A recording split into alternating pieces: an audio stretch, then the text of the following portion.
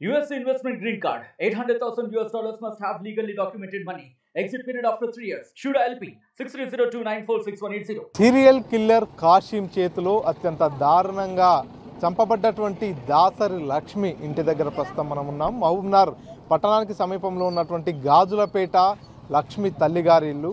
So Lakshmi ఇక్కడే దాదాపుగా సంవత్సర కాలం నుంచి నివాసం ఉంటున్నటువంటి పరిస్థితి. ఈ నేపథ్యంలో ఇక్కడి నుంచే కూలీ పనులు చేస్తూ తనకున్నటువంటి ఒక్కగానొక్క కుమారుడిని చదివిస్తూ తల్లిదండ్రులకు కొంత ఆసరాగా ఉంటూ ఇక్కడే ఉంటున్నటువంటి పరిస్థితి. ఏదైతే కాశీం లక్ష్మిని తీసుకెళ్లిన రోజు కూడా ఇక్కడి నుంచే తాను కూలీ పనికి వెళ్ళేస్తాను, మహబూబ్నగర్ అడ్డాపైకి వెళ్ళేస్తా అంటూ కూడా టిఫిన్ కట్టుకొని ఇక్కడ నుంచి మార్నింగ్ వెళ్ళిపోయినటువంటి పరిస్థితి. ఆ తర్వాత రాత్రి ఎంతసేపు అయినా కూడా లక్ష్మి తిరిగి ఇంటికి రాలేదు. ఎటుపోయింది ఏందనేటటువంటి ఆందోళనలో కుటుంబ సభ్యులు ఉన్న నేపథ్యంలో పోలీసులు వారికి మీ కూతురు చనిపోయింది అనేటటువంటి సమాచారం ఇచ్చారు. ప్రస్తుతం మనం ఒక్కసారి లక్ష్మి ఇంటి దగ్గర ఉన్నాం. లక్ష్మి ఇంటి పరిస్థితులను కూడా చూడవచ్చు. వారిది పూర్తిగా ఒక నిరుపేద కుటుంబం అనే చెప్పవచ్చు. రెక్కాడితే కానీ డొక్కాడనటువంటి కుటుంబం. చిన్నపాటి ఇల్లు, వర్షం బీభత్సంగా కురిస్తే ఏ సమయానైనా కూడా ఇల్లు నేలమట్టం కావచ్చు. అటువంటి పరిస్థితిలో ఉన్నటువంటి ఈ ఇంట్లో లక్ష్మి కుటుంబం అంతా కూడా తలదాచుకుంటుంది. లక్ష్మికి 3 అన్నదమ్ముళ్ళు ఉన్నారు. వారందరూ కూడా, ఒక అక్క కూడా ఉంది. సో వారందరూ కూడా ఇక్కడే ఉంటున్నారు. అక్క మ్యారేజ్ కూడా అయిపోయింది కాబట్టి లక్ష్మితో పాటు వారి అన్నదమ్ములంతా కూడా ఇక్కడే నివాసం ఉంటున్నటువంటి పరిస్థితి.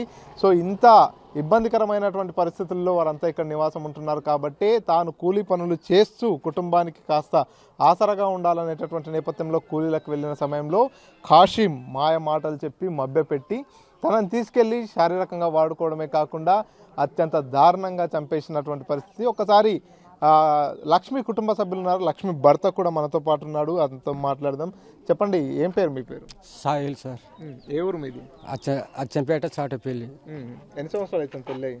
ఏం సార్ ఎన్ని సంవత్సరాలు నాకు ఎట్లా ఉంటుండే మీ భార్య? మీతో మంచిగానే ఉంటుండేనా? మంచిగానే ఉంటుంటాం సార్. మంచిగానే ఉన్నాం. మంచిగానే సార్ కూలి నాలు చేసుకొని బతుంటుంటాం. ఇక్కడ ఎందుకు వచ్చారు? ఇక్కడ ఏం సార్ అది తెలియదు. ఎన్ని వచ్చి నువ్వు ఏడుంటావు? అచ్చంపేటలో ఉంటావు? ఏడుంటావు? అచ్చంపేటలోనే ఉంటా. ఎప్పుడైనా వస్తే ఇక్కడికి వచ్చి చూసి మళ్ళీ పోతా ఊరికి. నీ భార్య మాత్రం ఇక్కడనే ఉంటుంది? ఇక్కడనే ఉంటుంది. ఎంతమంది పిల్లలు నీకు? 3 సార్. ఉన్నారా? 3 చచ్చిపోయారు. 2 చచ్చిపోయారు. ఒకడు ఉన్నాడు. ఇంకెవ్వరు లేరు సార్ నాకు. అమ్మ నాయన లేరు. నాకు ఎవ్వరు లేరు. నేను ఒక్కరినే ఉండాలి. ఇంకా నాకు ఎవ్వరు లేరు. నేను వచ్చి ఇండే ఉంటాం. ఇంకనే మంచి బతున్నా సార్. కూలినాలు చేసుకుని భర్త. ఇక్కడికి వచ్చిన తర్వాత మీ భార్యని ఒక వ్యక్తి తీసుకెళ్ళి చంపేసిండు అనేటటువంటి విషయం మీకు ఎప్పుడు తెలిసింది? నాకు తెలియదు సార్. ఇంకా ఇక్కడ మా వాళ్ళు చెప్తేనే నేను వచ్చిన. ఇక్కడ వచ్చి చూసుకున్నా. ఇంకా ఇక్కడనే ఉండాలి. మా ఊరికి వేసుకొచ్చారు. మా ఊళ్ళోనే మా చెరకలో పెట్టుకున్నాం. మా అన్న చెరకలో పెట్టినాం. పెట్టి ఇంక వచ్చి ఈయనే బతుకున్నాం సార్. ఇంకా నాకు ఇంక ఎవరు లేదు, దిక్కు లేక ఇంక ఈయనే బతున్నాను.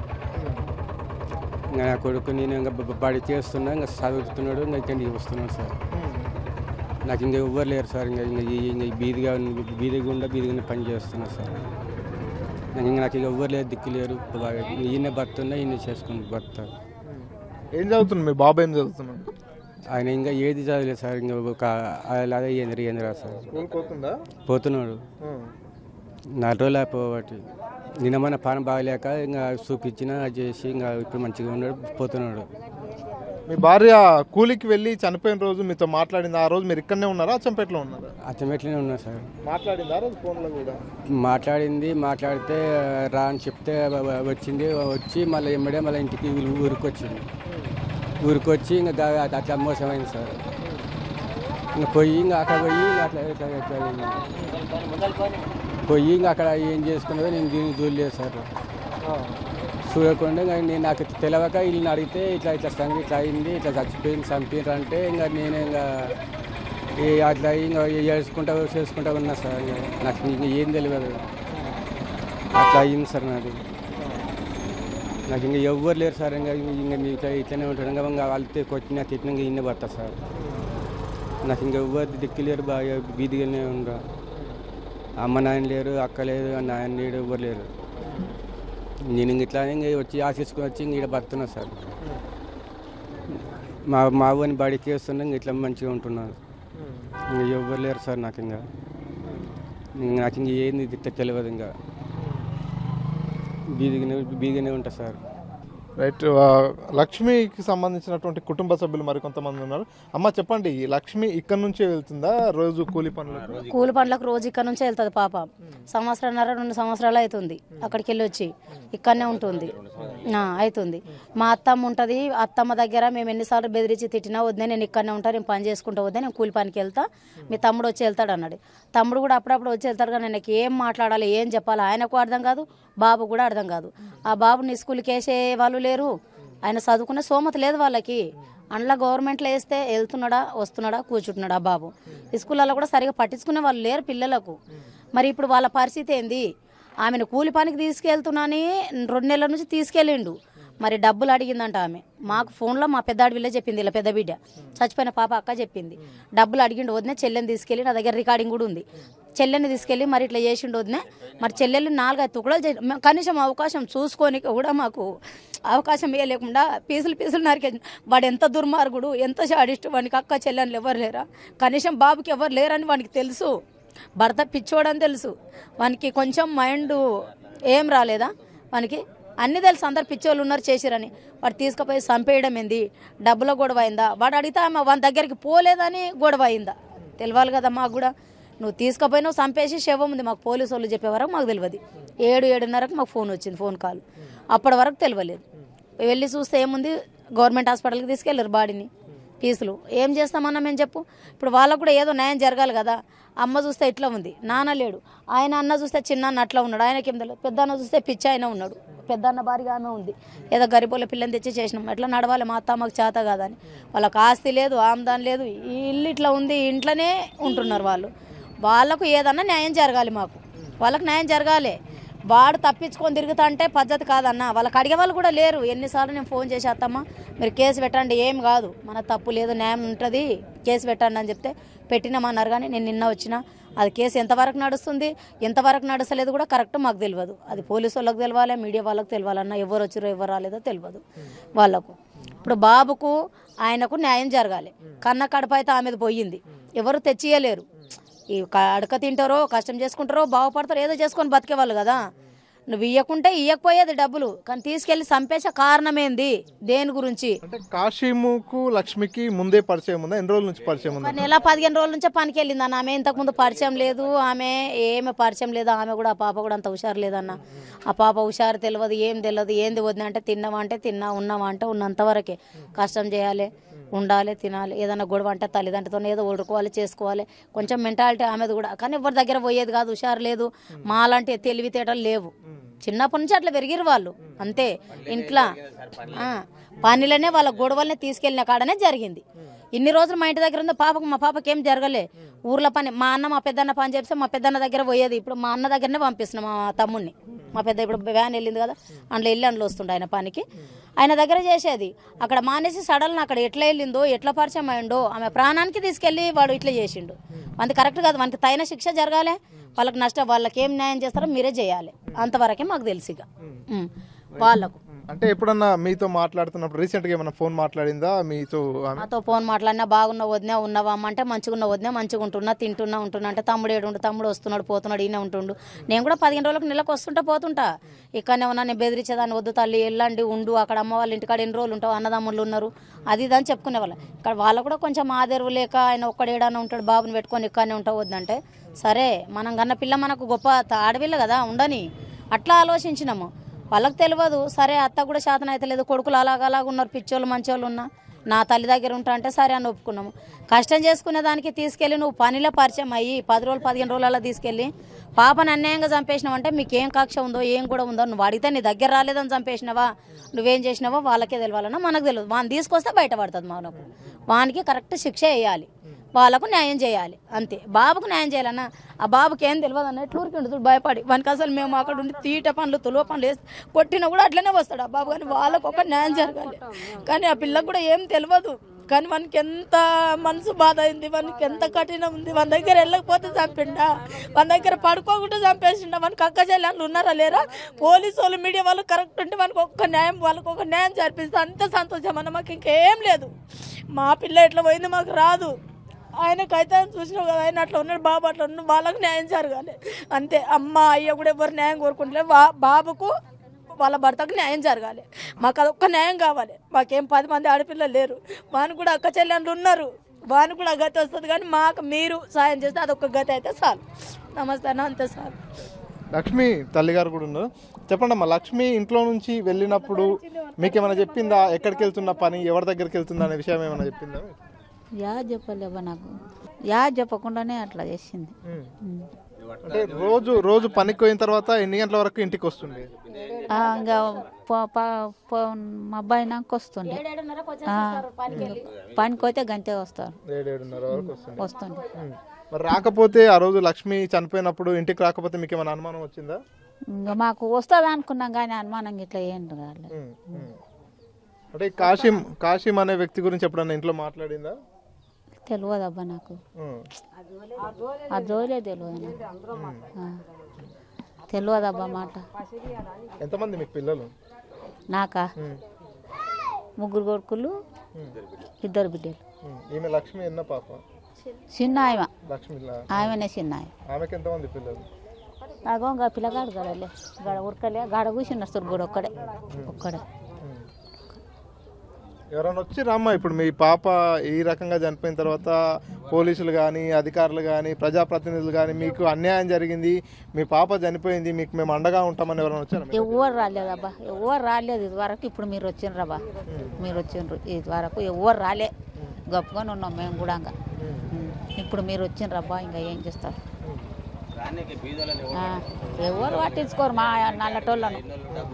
మీ అంతటోళ్ళు అయితే ఇట్లా పడతారు అని వస్తారు. ఎట్లా ఉంటుందమ్మా ఇంట్లో కానీ, మామూలుగా గ్రామంలో కానీ? మంచిగానే ఉంటుండే, మంచిగానే పని చేస్తుండే, అన్నీ చేస్తుండే, అందరితోనూ మంచిగానే మాట్లాడింది. హుషారు కూడా లేకుండే సార్. జర మాకు కోడలు అవుతుంది, ఆమె వదిన అవుతుంది. మా వదిన ఇగో ఇంట్లో పక్కల మా వదిన అవుతుంది. హుషారు కూడా లేకుండే. ఏడికమ్మ 8 దినాలు లక్ష్మి అంటే అంతా గన్ని దినాలు అయిన తర్వాత పైసలు ఇవ్వలేదు. పైసలు ఇవ్వనందుకు నేను వచ్చిన, ఇట్లే ఆడ ఈడ కూలి చేసుకుంటూ వచ్చిన. ఓటు పైసలు ఇవ్వలేదు, రాలేదు అని చెప్పిండ్రు. అంతే, ఎవ్వరు రాలేదు. అందుకే మంచిగానే మాట్లాడుతుండే, మంచిగానే ఉంటుండే. నాన్న నాతో బియ్యం తీసుకుపోయి కూడా గడ రూమ్లో వంట చేసుకొని ఉంటా అన్నది. అంటే సరేనమ్మా అని ఇచ్చిన. 6 కిలోల బియ్యం ఉంటే ఇచ్చిన నావి. అంతే సార్, మంచిగానే మాట్లాడుతుండే. మాకు కోడలు అవుతుంది, వీళ్ళు తమ్ముళ్ళు, వీళ్ళు జరమీన్ గేరుకుంటారు. వదిన అవుతుంది. చెప్పండి, ఇప్పుడు మీ కుటుంబ సభ్యురాలైనటువంటి లక్ష్మి బిడ్డనే సార్, ఆమె బాగానే బిడ్డనే. కాకుంటే రోజు మామినార్ పోతుండే, నైట్ పొద్దుమోక ఇంటికి వస్తుండే. మళ్ళీ ఇంకా అట్లా నేను మా ఇల్లు పైకుంది. ఇంకా భార్య భర్త కూడా ఇంకా 12 ఏళ్ళు అయింది ఆమె పెళ్ళి అయ్యి. 10-12 ఏళ్ళ కొద్దిగా అక్కడ ఉంటుండే. ఓ నాడు ఇక్కడికి వచ్చినా కూడా 6 నెలలు సంవత్సరం వచ్చిందే. వచ్చి ఎందుకు వచ్చినామా అంటే ఆడ బాబాయ్ భూమి గురించి కొట్లాట పెట్టుకున్నాం. మా బావ కొడుకు మాకు ఇస్తలేడు, ఇంకా మీ అల్లుడు కూడా ఇంకా ఏమంటలేడు, దానికోసం కొట్లాడి ఇంటికి వచ్చినాము. అంటే ఇంకా ఆయన సాయిలు కూడా అప్పుడప్పుడు వచ్చిపోతుంటాడు, వస్తుండే పోతుండే. ఇంకా మొన్న మళ్ళీ ఎలక్షన్లు కూడా వచ్చి వాడికి పోయి ఓటేసి వచ్చినాక 2 దినాలకు ఇంకా కూలిపోతుండే. వాళ్ళ అమ్మతో చెప్పింది, ఇంకా పోయింది. ఇంకా అంతే, ఇంకా పోయింది. ఇంకా అక్కడనే రాలేదు అప్ప. ఇంకా మా వదిన కూడా ఉండి బుజ్జమ్మ రాలేదు. బుజ్జమ్మ పేరు మా అరవేరు కానీ బుజ్జమ్మ రాలేదు అని అంటే ఇంకా వస్తుంది. కానీ కూలి పోయింది, మరి అక్కడ పోయింది, మొగంతోటి గిట్ల పోయింది. కానీ మళ్ళీ పోతుండే అన్నట్లు, చెప్పకుండా కూడా పోతుండే అన్నట్లు, మొగంతోనికి ఆడికి పోతుండే. ఇంకా ఆడికి ఇట్లా పోయింది కానీ అని ఇంకా ఇట్లా అనుకున్నాం మేము కూడా. ఇంకా మళ్ళీ తీరా మళ్ళీ రోజు చూస్తే ఇంకా ఇట్లా పోలీసు వాళ్ళు ఫోన్ చేస్తే పోయి చూస్తే బాగుంది. అంతే. అంటే ఇప్పుడు కాశీం అనేటటువంటి వ్యక్తి మీ పాపతో పాటు ఇంకొక 5 మంది, మొత్తం 6 మందిని చంపేసిండు. సో కాశీంతో మీ లక్ష్మికి ఎట్లా పరిచయం అయింది అనే విషయం మీకు ఏమైనా తెలుసా? తెలియదు సార్, అది అడ్డమైన కూలి పని కదా సార్. 4 పోతుంటారు వస్తుంటారు. ఆ కూలి పని పోయినా మనకేం తెలుస్తుంది, అందరికి కూలే కదా అనుకొని పోతుంటాం మనం కూడా. ఆమె కూడా కూలికి పోయింది, అవునా వేరే పోయిందని కూలికి పోతాని పోయింది. అంతే, మనకు ఇంకా పాపం పుణ్యం అక్కడ ఏం జరిగింది తెలియదు. ఇంకా ఆడు పని ఉందని తోలుకపోయిండా, ఏమైనా డబ్బులు ఉండవని తీసుకుపోయిండా. సొమ్ము కూడా గొలుసులు ఉండే, కాళ్ళ గొలుసులు ఉండే, ఇంకా కమ్మలు ఉండే. ఇంకా అవి ఏం చేసి ఉండే ఇంకా ఓన్గా తెలుసు సార్. ఇంకా అవన్నీ అవి దొరకలే.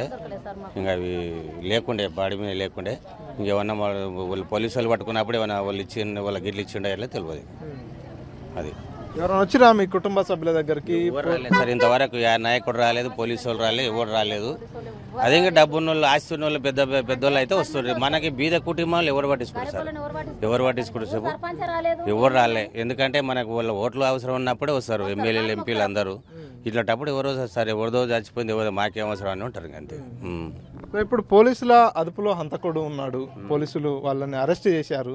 సో మీ కుటుంబానికి అంటే ఒక చిన్న బాబు ఉన్నాడుగా, మీరేమనుకుంటున్నారు? మేమేమనుకుంటాం సార్, పిల్లల తర్వాత ఇంకా వాళ్ళకు తండ్రి ఉన్నాడు కదా, కొద్దిగా పెద్దగా అయినాక తండ్రి దగ్గర పంపిస్తే సాకుతాడు కదా అనే ఉద్దేశం మాకు ఉంది అంతే. అయితే మేము కూడా ఏమనుకుంటాం, మా పిల్లల చేత పిల్లగాడు, ఆ పిల్లగాని కూడా ఇంకా అవ్వుంది అవ్వ సాకుతుంది, జర పెద్దగా పెద్దగా అయినాక తండ్రితో పోతాడు అనే ఉద్దేశం ఉంది అంతే. ఇంకా మనం ఏం చేస్తాం? అమ్మా ఓన్ చంపాలి, ఓని దొరికినని మాత్రం చంపాలి, చంపేస్తేనే బాగుంటుంది. కానీ లేకపోతే ఆ పిల్లగా నా దగ్గర ఎట్లా ఓడు ఏమి ఇయ్యడు, ఓని ఉరిసిచ్చేయాలి అంతే. అదే కోరుకున్నాలి ఇంక అంతే. మనం చంపేస్తేనే బాగుంది. ఇట్లా ఎంతమందిని చంపేస్తాడు ఈడు కారమంది, ఎంతమంది అంటే చంపేస్తాడు. ఓని చంపిన దగ్గర ఇవ్వకూడదు, ఇవ్వకూడదు అని ఇడిస్తే మందిని మాత్రం చంపుతాడు. అడిగా చంపాలి ఓని. ఆ పిల్లని ఎట్లా చంపిండ్రో దాన్ని ఓని అట్లా చంపాలి. ఏం ఘోరంగా చంపిండు, చంపేయాలి సార్. ఓని మాత్రం అట్లా కోరుకున్నాను. మేము దగ్గర అన్నట్టు మా కులపోలే, ఊరోళ్ళే. ఎట్లా ఉంటుండే మీ ఊర్లో కానీ మీ దగ్గర? పిల్ల పాపం ఏం అక్కడ దిక్కు లేక తల్లితో ఇంత కూలినాలు చేసుకుంటుండే. కూలి పోతాను నా వాళ్ళు అన్న రమ్మన్నాడట అని నేను కూలి చేసిన పైసలు ఇప్పించుకొచ్చుకుంటాను, ఫోన్ చేసిండాను అని పోయిందట.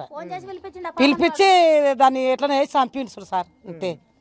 కానీ ఓని కూడా చంపాలి అంతే, ఓని చంపితేనే బాగుంటుంది.